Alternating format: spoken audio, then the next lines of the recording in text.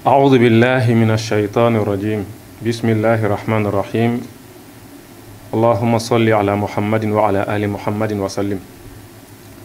أيها المشاهدون الكرام لقناة المعرفة السلام عليكم ورحمة الله وبركاته الحمد لله حمي ألفو كالا بركدا كالا ولنمندو كاين ألف يا ربي أنغا سيغين ألا كاكي خيري وتنبلين كوفي ألا ملك جاكولو مالكونا مالكوكا ka bɛɛ bisimila Dɔnniya TV sanfɛ k'aw hakili jigin k'a fɔ anw ye layidu min di aw ma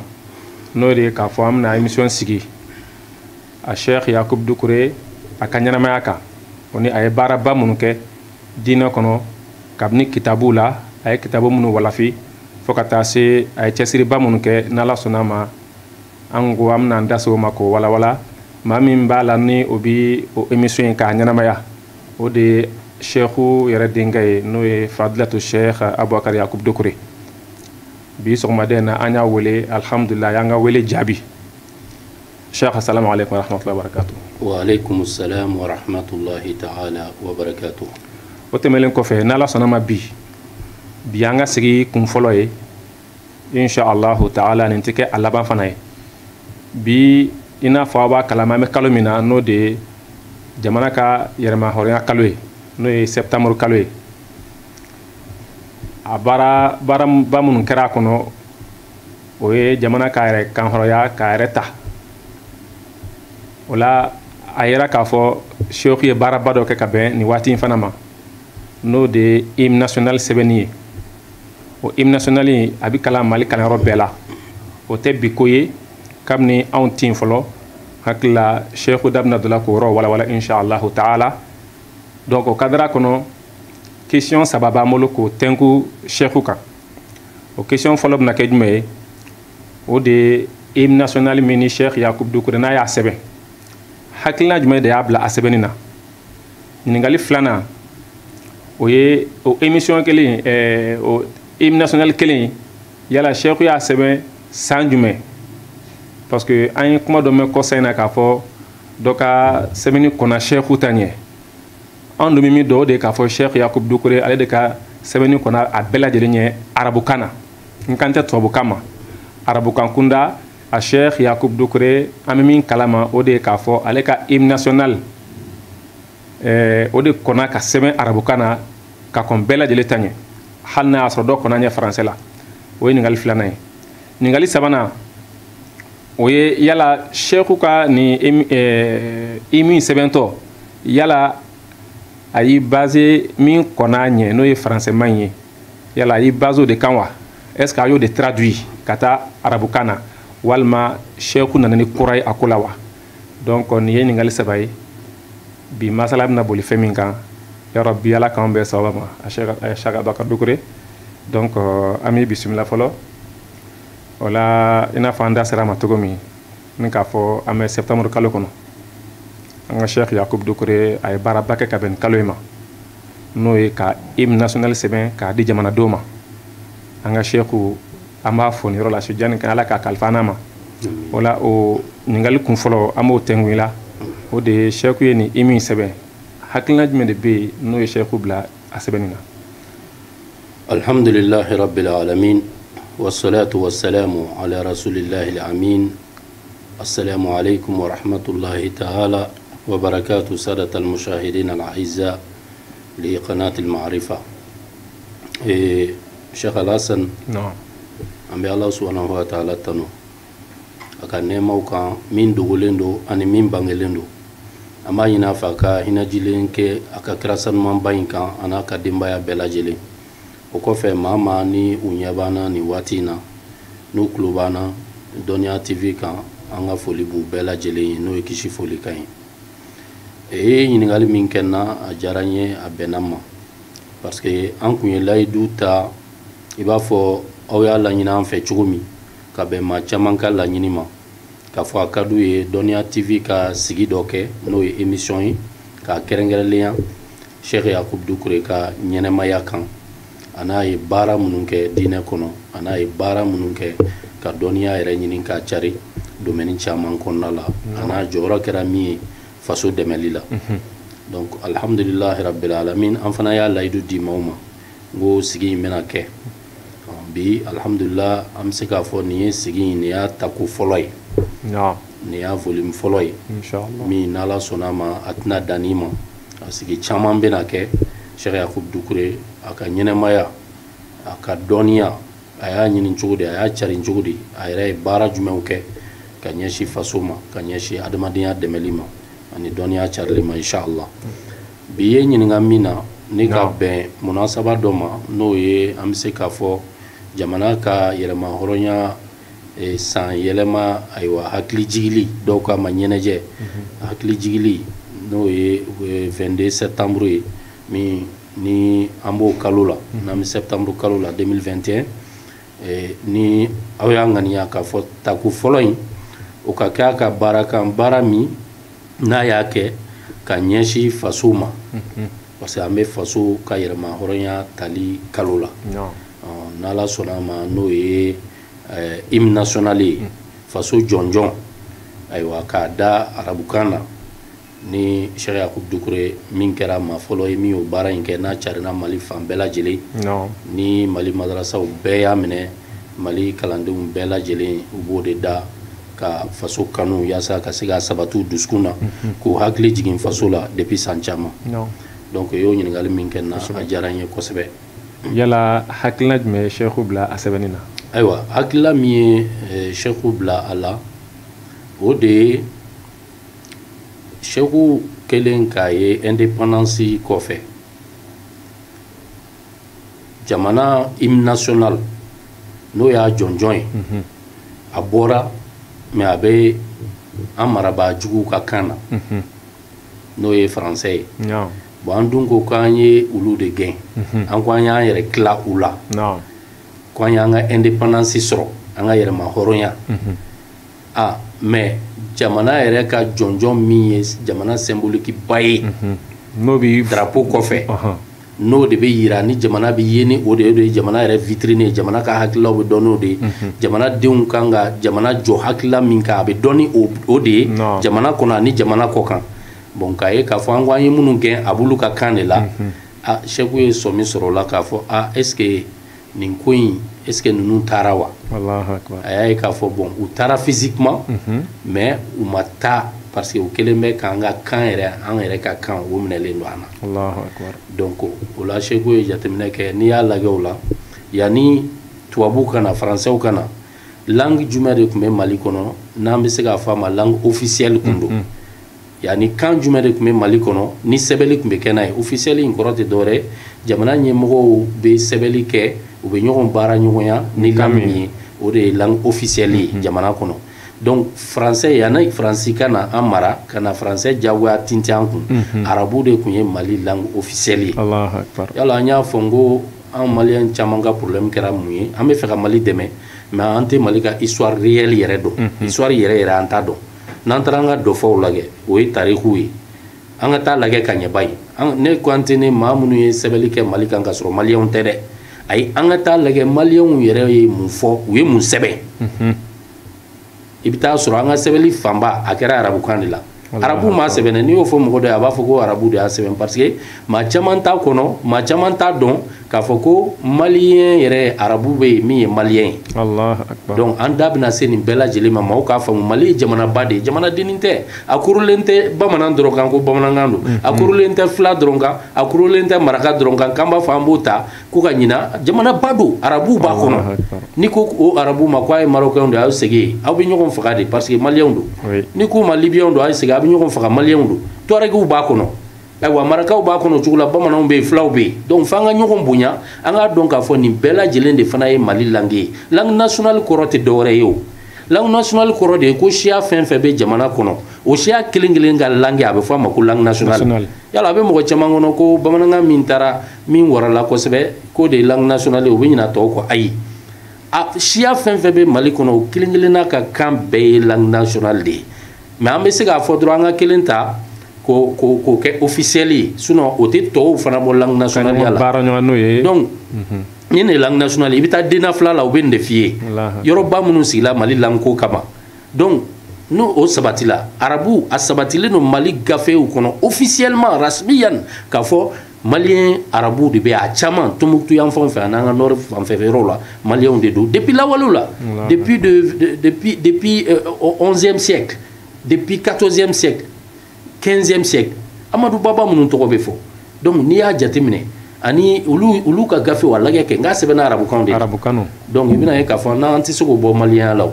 donc yanni français ka na arabu de tun ye Mali langue officielle ye o bɛ sɔrɔ i bɛ taa tariku livre lagɛ Kango Musa ka waati la Kango Musa ka sɛbɛnniw bɛ yen a bɛ ne yɛrɛ bolo n ka so kɔnɔ ni maa min mago b'a la an b'a yir'i la an ye recherche k'a kan a mɛnna Kango Musa ye sɛbɛnni kɛ ka o y'a sɔrɔ ale de tun ye masakɛba ye Mali la donc o waati tun ye empire de ye donc a ye sɛbɛnni kɛ k'a bila ka taa di mɔgɔw ma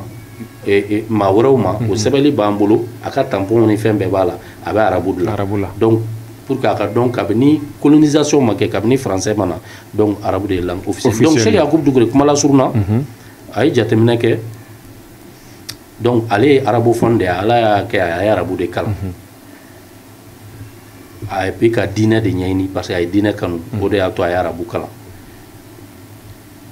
école francophone y'a sɔrɔ madrasaw de caman bɛ Mali kɔnɔ parce que diinɛ ko kama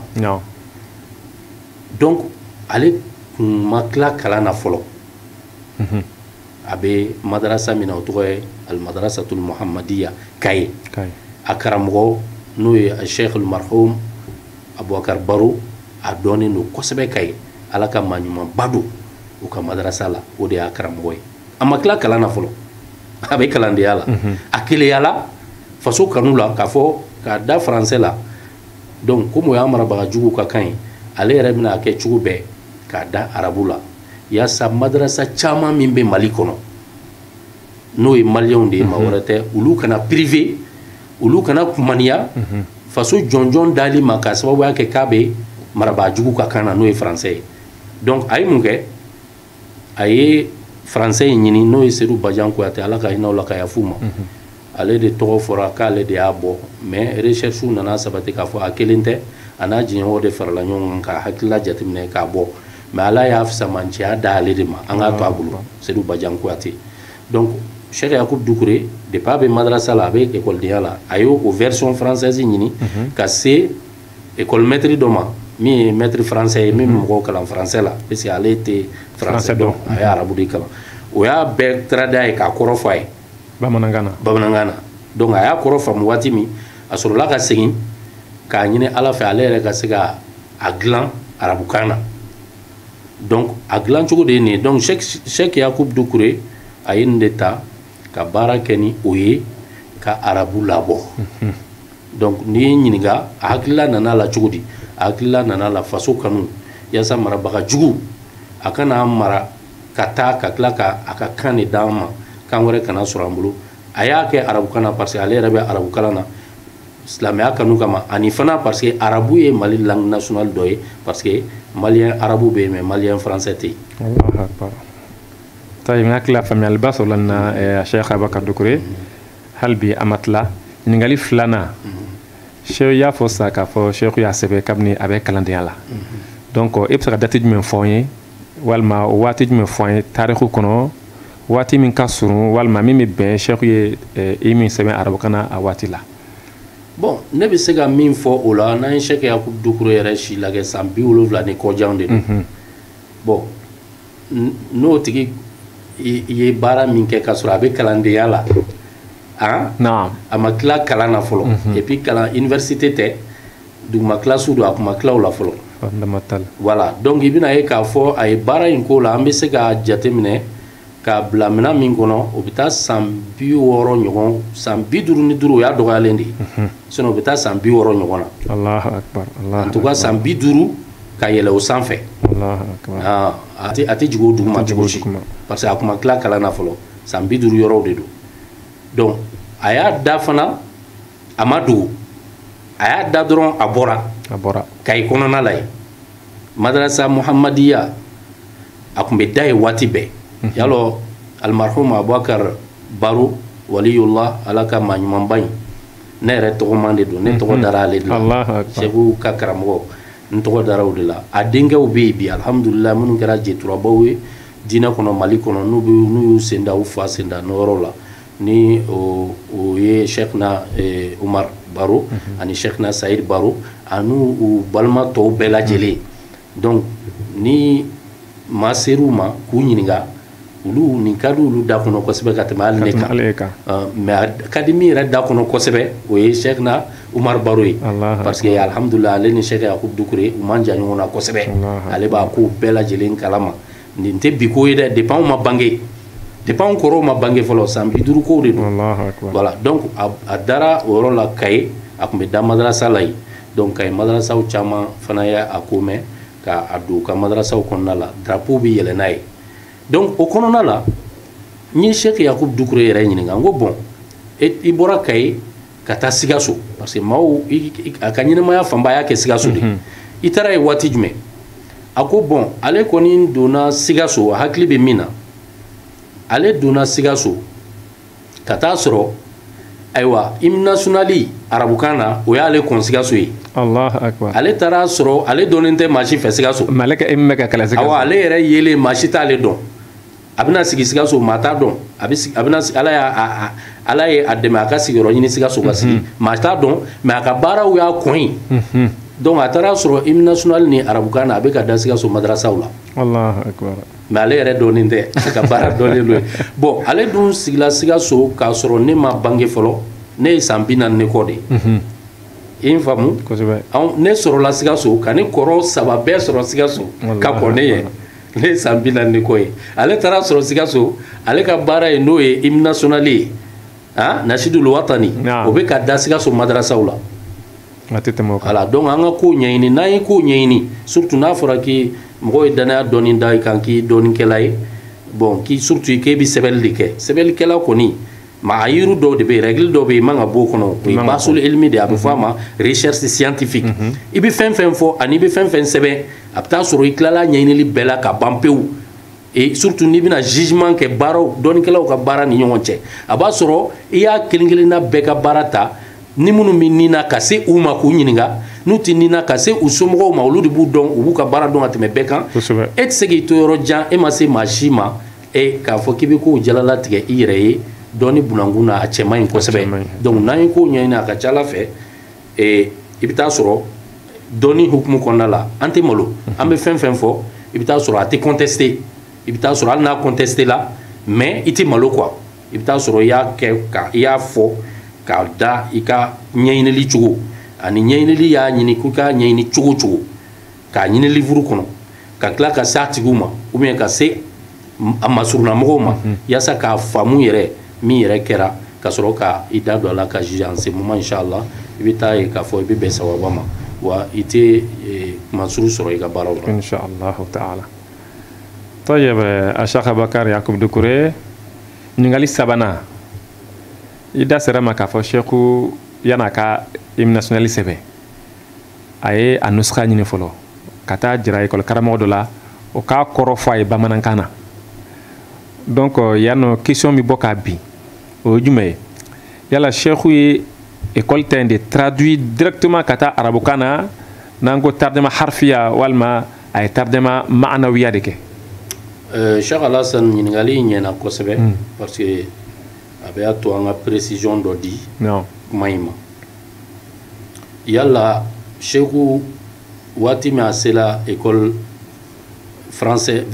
maître français in ma min bɛ cours de français la k'a ka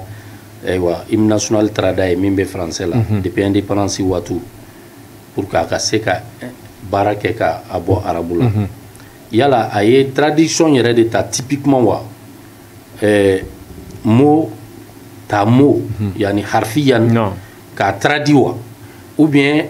a ye dɔ de t'a kɔnɔ ka yɛlɛma don a la k'a yɛrɛ ta fara kan wa ɲininkali ɲɛnɛman ba Cheikhu kɛlen ka traduction in sɔrɔ Cheikhu ma dan traduction dɔrɔn ma parce que Cheikhu ye baara min kɛ ani Seydou Badian ninnu ye baara min kɛ français la différence dɔ b'u ni ɲɔgɔn cɛ n'an taara lajɛ hali style artistique fanfɛ yɔrɔ la c'est à dire art yɛrɛ fanfɛ uslubiya i bɛ taa ye k'a fɔ Cheikhu ka art o giriyala kosɛbɛ cogo di Seydou Badian ninnu y'a da mais u ma dilan k'a kɛ poésie ye i b'a fɔ poésie bɛ dilan cogo min na mais u y'a kɛ chant de voilà chant mais Cheikh Yacoub Doucouré ta dilanto a ye fɛn fila de fara ɲɔgɔn kan chant n'o ye kan ye Seydou Badian ninnu ye a da kan min na a y'o kan kelen ta n bɛ tila k'a da émission in laban na mais a ma dan o ma a tilala ka poésie arabe classique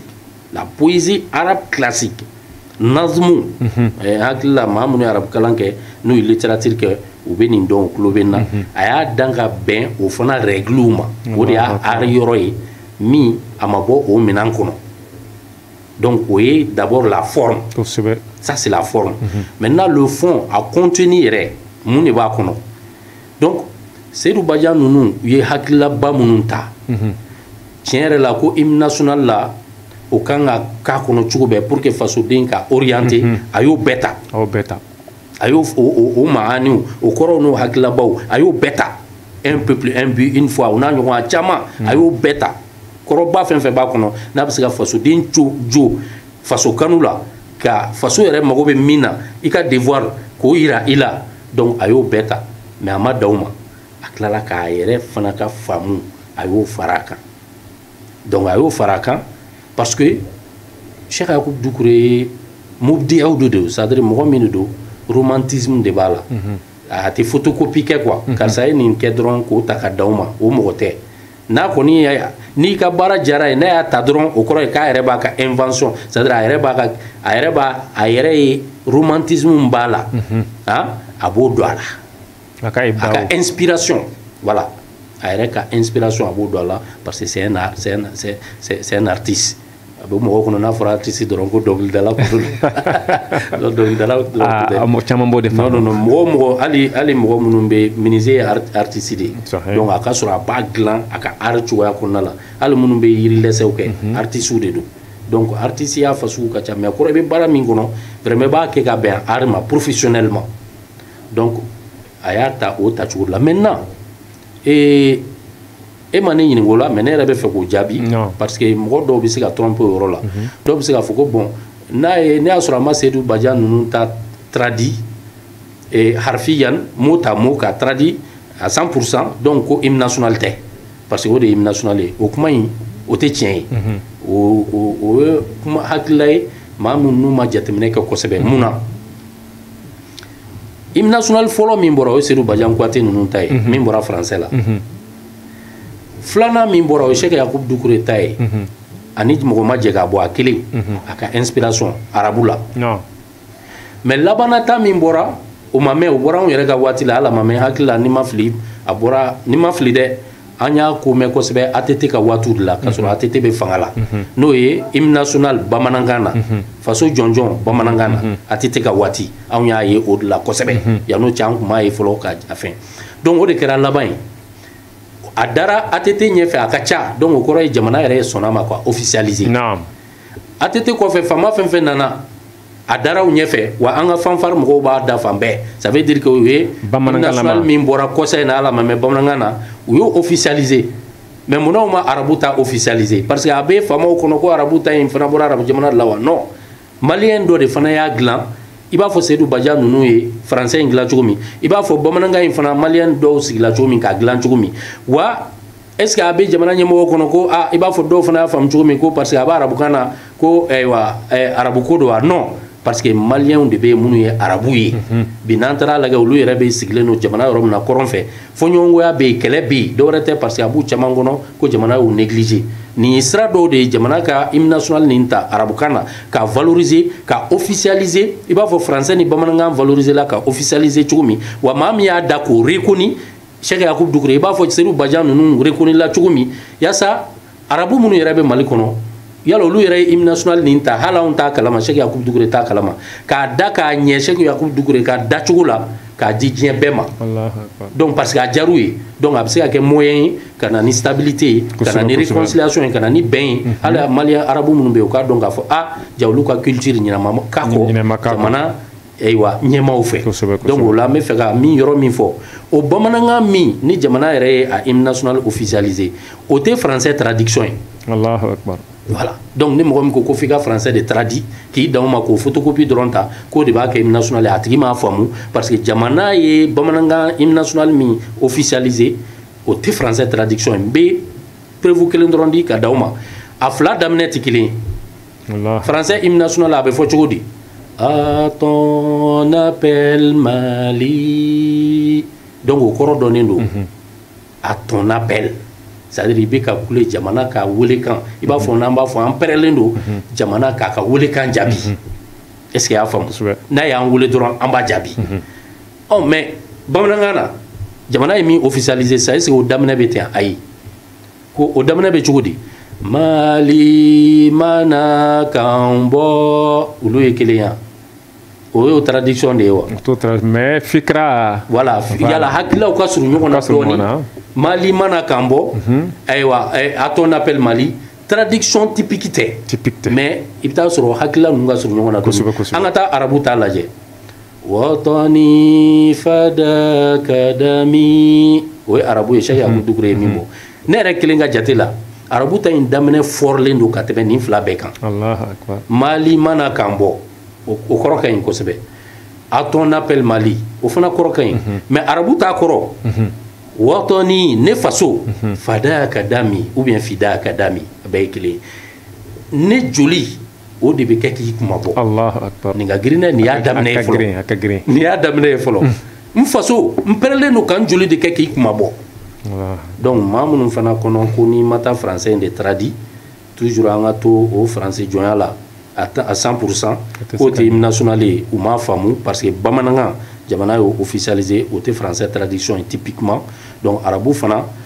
ani français in bɛ bɛn kɔrɔw la kuma dɔ i b'a fɔ u bɛ se ka ɲɔgɔn bila mais a t'a bɔ hymne national ya la parce que a dilannen don ka bɛn hymne national hakilila ma a n'a faamuya ma ani ayiwa a dacogo ka bɛn o ma. Alhamdulillah. Cheikh Abubakar Dukure k'i fo k'i barikada hakilila lamɛnlikɛ jɛkulu u ye nafa sɔrɔ ni émission in na n'Ala sɔnna ma n t'a laban i n'a fɔ an da sera ma cogo min a Cheikh Yakubu Dukure hali bi a ka baarabaw a ye cɛsiri minnu kɛ diinɛ kɔnɔ a ye cɛsiri minnu kɛ jamana kɔnɔ walasa jamana ka se ka bɔ nɔgɔ la inshallahu ta'ala don nataw la an da bɛna se a dɔw ma hali bi nin kɛnɛ kelen in kan k'o lase an baden asilama bɛɛ lajɛlen ma Mali kɔnɔ Mali kɔ kan a Cheikh Abubakar Dukure i n'a fɔ an sera émission in laban na o tuma na an b'a ɲini fɛ nasidu watani n'o ye hymne national ye i k'a da anw ye arabukan i n'a fɔ a Cheikh Yakubu Dukure a y'a sɛbɛn cogo min. Alhamdulillah o bɛ diya n yɛrɛ ye kosɛbɛ mais a ka di n ye an ka wuli ka jɔ k'a da inshallah. وطني فداك دمي نفسي فدا مالي إن المدى الأزمان لإفريقيا لمالي هذه تهياتي عالمي على مالي رفرف أيا عالمي رمزا للاستقلال قل شعبنا واحد كذا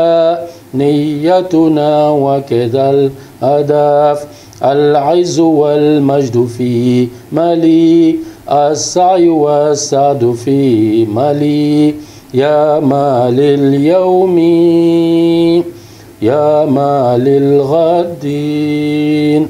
قل شعبنا واحد كذا نيتنا وكذا الهدف